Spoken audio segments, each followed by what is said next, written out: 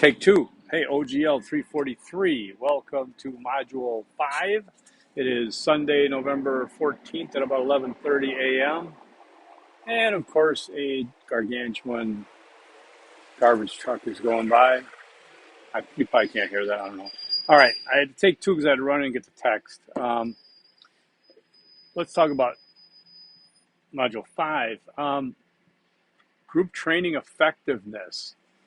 I highlighted that and said page 146. Why did I do that? Because I liked what it said. Let's see. I read this text and had read it a few days ago, and now I'm trying to figure out what I wanted to read. Well, let's just skip that. And let me go to my next note, which said I've never seen a text with so many concepts. Have you? I mean, it is unbelievable the amount of concepts and bold concepts that are in here. I'm just shocked. This is a great reference book to keep for you, for your business, for your leadership and team issues, social processes, etc. So it's great for that, but I've never seen any. I'm trying to read it and absorb this stuff, and I think it was really good. I mean, I think there was, let's see, page 220, 221, there it was. I just went by it. I think it talks about teams or innovation. What does it say? 220 and 221. Nature versus nurture, creativity versus innovation, interesting things. I think it brought to mind one of my many jobs I had with the Milwaukee Journal, now Milwaukee Journal Sentinel. Back then it was still two papers, the Journal in the afternoon, the Sentinel in the morning. I was a district manager for the Milwaukee Journal in the curriculum department, and I had a whole suburb called Brown Deer, Wisconsin, northwest suburb of Milwaukee, and I had about 3,500 customers every day. It was about 3,300 a day and about 6,000, 5,000 on Sundays. A lot of people just get the Sunday paper.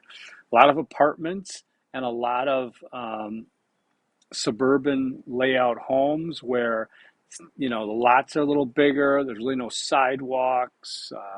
People have their mailbox, on a post at the end of the driveway and stuff like that.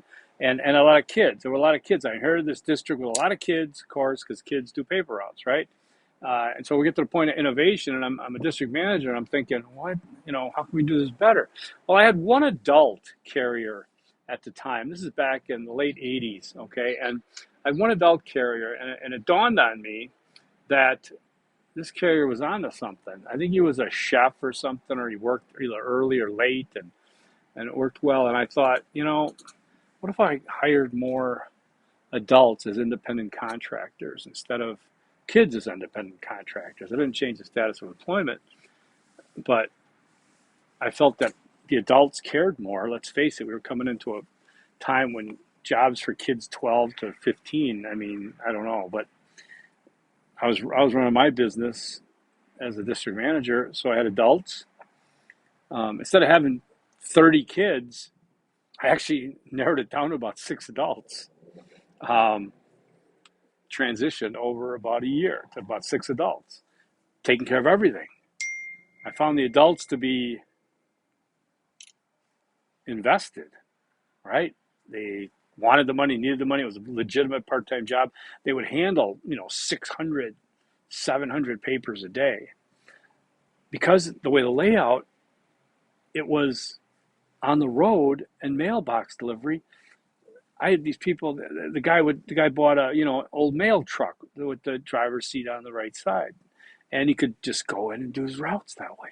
They were invested in it. They innovated. They made good money at it. They were independent contractors, and it was a phenomenal experience. And I used to have my peers, the other managers, who I always had to have these like little monthly parties for the kids and the 12-year-olds and balloons, all that stuff. They would always joke, "Hey, fair, you can have your district meeting at a booth in Denny's." I'm like, yeah, isn't that cool? Because I had adults who cared. Now, that was the only job in my life I ever got fired from. Figure that one out. I was very innovative, and within not too long after that, many, many, many, overwhelmingly the routes were adults. I will say this, that I was replaced by a friend of the big shot in charge of circulation who had moved up from Florida, and they replaced me with him, and they said, bye-bye. So guess what I became? An adult newspaper carrier. I crushed it. I did the morning paper. I mean, it was just great. I did USA Today. And then after that, I got into, I was a collector on phones, and then I got my job in law enforcement, working for Milwaukee County. So, que sera, sera. But I think that when you think about creativity and innovation and those terms about how that looks, you just got to be able to use your imagination and sometimes try some things that are outside the box that nowadays look like normal, right? Let's talk about Easter egg number one. This textbook is a valuable long-term reference. Okay, value for long-term reference, however you want to put it. Okay, the Module 5 readings, we got the textbook, Making the Team, chapters 3 and 10 pages, chapters 3 and 10, pages 252, 261, and 269, 274, okay? And then you've got an audio visual, 26 minutes about, you got a quiz, 17 questions, 20 points, 35 minutes. You got a discussion board, 5. Pick one or two and put it at the top of the DB. Oh, yeah. So if you do prompt 1, put prompt 1 up there. Do prompt 2, put prompt 2 out there. Give me what you got. It's worth 40 and 10. That's pretty darn good. Shakes his finger. Well, she goes like this, I guess, right? Make sure you respond to everything that's in the instructions. Make sure that you write in organized fashion. You don't have to do paragraph indents, are too hard to do in discussion board, in my opinion. You can't just tab in, it'll take you to the bottom of the page.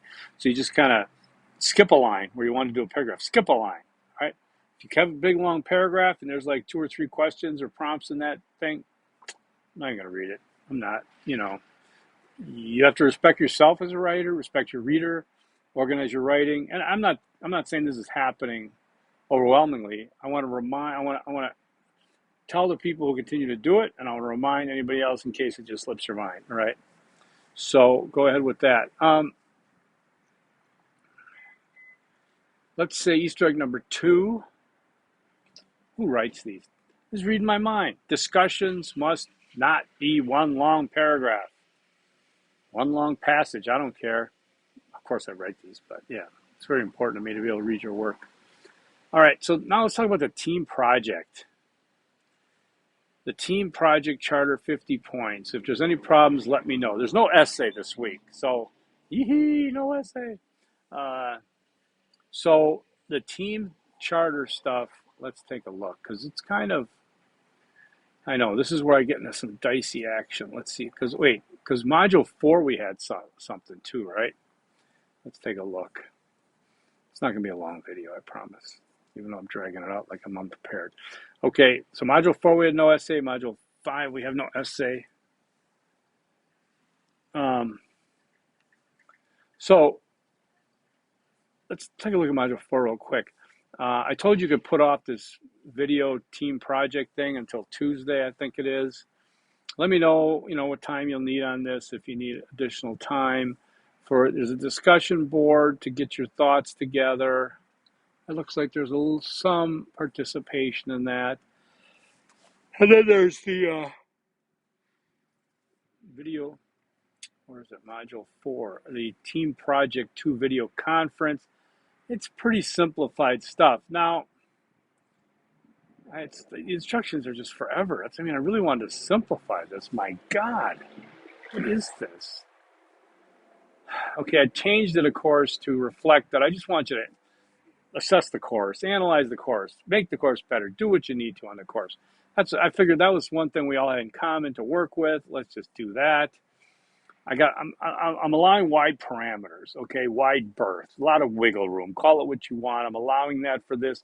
I want to see just teams work together. I want you to get something rewarding out of it on your online course, that you're meeting other people, knowing that there's people out there. I think that's cool in itself. I'm teaching this course face-to-face next semester, so obviously it'll be a little different dynamic. And for Module 5, the team project, there's a team charter.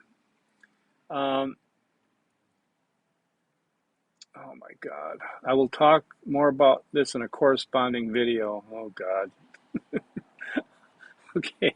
So I'm going to take a look at this. We're not that far ahead anyways. Um,